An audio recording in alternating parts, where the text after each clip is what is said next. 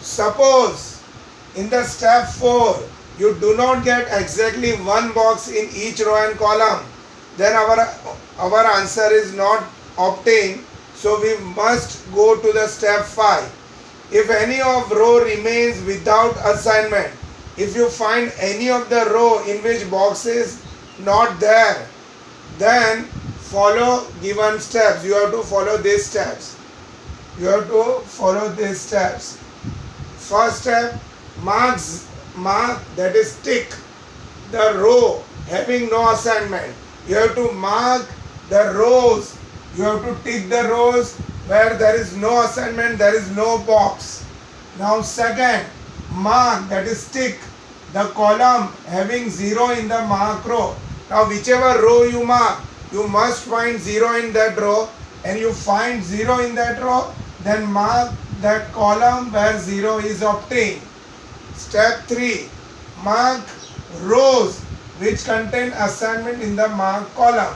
When you mark column and in that column if you find any assignment, then mark that row in which you find assignment.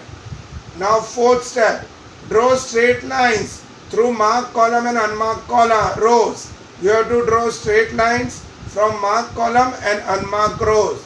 Now step 5. Select the smallest value not covered by lines and subtract this value from all uncovered value. You have to select smallest value from all the values all the values which are not covered by lines, and then that value is to be subtracted from all uncovered values. Uncovered means not covered by lines, and add it to values where lines cut each other. Wherever line cut each other, you must add that value to it. Now repeat the step 1 to 4. Now again you have to repeat step 1 to 4, and if you find optimal solution, your answer is obtained. And if you don't find solution, then you have to again repeat step 5. Students, you will understand this step thoroughly when we will solve the sum.